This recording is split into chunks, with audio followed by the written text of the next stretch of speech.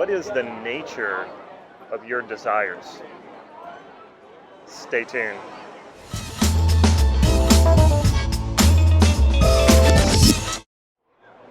This is Damon Cart from NLP Gym, and if you're wondering what this craziness is behind me, I'm at VidCon in Los Angeles. It's the digital video conference. I'm going to show you a video that came from me teaching the first day, the opening day of the NLP practitioner training, and it's about desire and understanding the nature of desire, the nature of your desires, and really unpacking that whole thing. We want things all the time, and we don't really understand why we want them, or how to go about getting them, or what is our natural way of going about getting them. It's important to explore this because the more clarity you have about what you want, why you want it, and how you go about getting it, and why sometimes you do and why sometimes you don't, and when sometimes you get what you want, you're happy about it, and sometimes it doesn't fulfill you. It's really important to understand these things so you can focus on what is going to make you happy, what is going to fulfill you, and how to get what you want. I used to think, actually as recent as yesterday, that what we want changes and it evolves. I'm starting to think that that's not true. I think it's just that we get clearer and clearer about it. And even the little wants, the little desires, they're all leading up to the big one, and they're all feeding into each other. And sometimes it feels like our desires conflict, and that's why we have a process for that, to integrate those desires, because they're all serving one big desire. And I would venture to say that that is what your purpose is. That is what your calling is. And desire is an amazing thing, because without it, I don't think anything really happens. So I'm not dissing desire just by saying that your desire is a projection of something, and that when you're projecting desire that somehow you're lacking. Like, this whole process is not, I'm not judging and saying it's a good or bad thing. It's just a fact of our being. It's who we are. And anybody familiar with Krishnamurti? No? You know? Yeah. From many years ago, yeah. I probably did like a year-long study. Not intentionally, like I didn't say I'm going to take out a year and study Krishnamurti, but I read many of his books, and many of his books are based on his talks, but he's extremely interesting. He said, you must become a light unto yourself in a dark world. And a lot of us are looking for the light outside of us. A lot of us see light, and even though it might not be true or it might not be useful, light looks like clarity to us. So we move in that direction when it's really not us. A good example of that is our parents. Our parents programmed into us what we want, right? And they raised us in a certain way, and in my case there was a lot of religion involved in it, and there was a lot of conservative politics and the whole Cajun culture and everything. Well, that makes sense to me because that's what I grew up with, but it wasn't right for me. So I was being pulled apart in that sense that it was easy for me to fall into what was comfortable, what made sense to me, but the more I looked at it on a logical level, from a meta level, when I stepped back, the less and less that made sense for who I am. And so I decided I had to go find another route. Well, in finding another route, that's extremely difficult. That's in the hero's journey where you start venturing out of the village, and it's really, really scary. And NLP has been a huge help in that. But what I would say more than anything is that your desire is what shines a light in the dark. And by going for that, that's where you're on the path, you're on the journey. Can you write the speaker's name? Oh, Krishnamurti? There's two Krishnamurtis.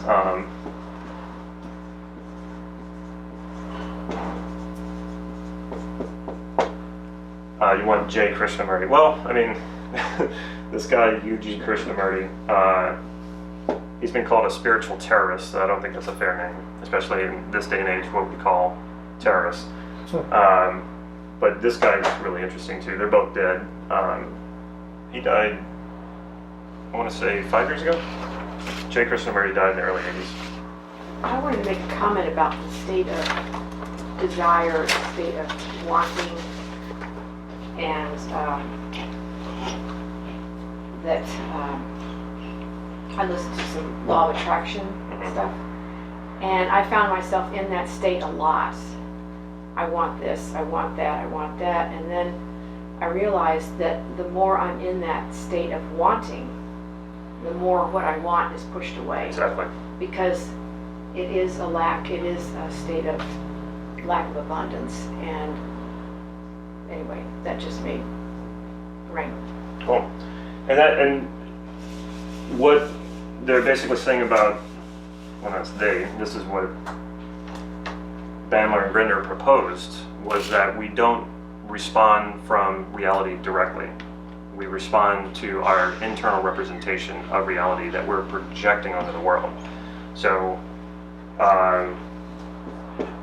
here's me. I'm receiving information through my five senses from the world, and we have filters. We filter that information. We have our five senses, which act as our frontline filters, because there could be plenty more in the reality, in objective reality that we're living in, than what our five senses can pick up. We only know what our five senses can pick up, so therefore they are a filter. There's the first line of filters. Then we have beliefs, and although beliefs are another type of filter, and we'll get into this more with the meta model, but the main filters that we have, Yeah, it should be.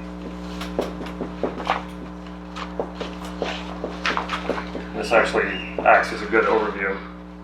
So as this information is coming in through our five senses, is being filtered through our five senses, we distort, generalize, and delete this information. So deletion, we can't take it all in at once. It's just too much information. If we didn't have deletion, we couldn't focus at all. But if we delete too much information, we could also create problems for ourselves, or delete resources, or not access resources. Generalization is the ability to take something we already know and spread it to something we don't already know. Kids. So generalization is the ability to take information you already know and spread it to information that I don't yet know. If I'm a kid and I burn my hand on a stove, next time I see a stove, I go, oh, that's a stove, better not touch it. Or it's a stove, it could be hot. So I'm generalizing that information over to another stove. It becomes a problem when I'm petrified every time I see a stove and I won't go near it. Now I can't cook because I've limited myself. So these things aren't negative or positive. They serve us, and then they can limit us as well. And then distortion is the ability to create something that's not there. This is what enables us to fantasize, to plan a trip to a country we've never been to. It is our creativity. It's also our phobic responses, where we think things are going to harm us that are not, or imaginary things that can harm us that couldn't. So we're making stuff up. So this information comes in, we do this to it, and then I project it back onto the world. So I have my map in here that is created by distortion, generalization, deletion. I take this information in, I create a map about it, about reality, I project it back onto the world. So if in my map there's a lot of lack, and lack of fulfillment, and lack of whatever, I'm going to project that back onto the world, and that becomes my reality. And it's self-confirming. I see lack, and my mind is distorting and generalizing and deleting to find that lack, and then I go, you see, this world is lacking. And I can't have what I want, and it's not going to happen, and on and on and on. Hope you enjoyed that video. If you liked it, please click like right down here. And remember to subscribe. Press the button right down over here to subscribe to this channel so you can get these videos on a regular basis. If you'd like some free online NLP training, go to my website, nlp-gym.com. There you can get a 30-day free training that gets emailed to you on a daily basis for 30 days. Also, please leave a comment down below, especially if you have any questions. Leave a question down below. I'd be happy to answer that for you. Take care.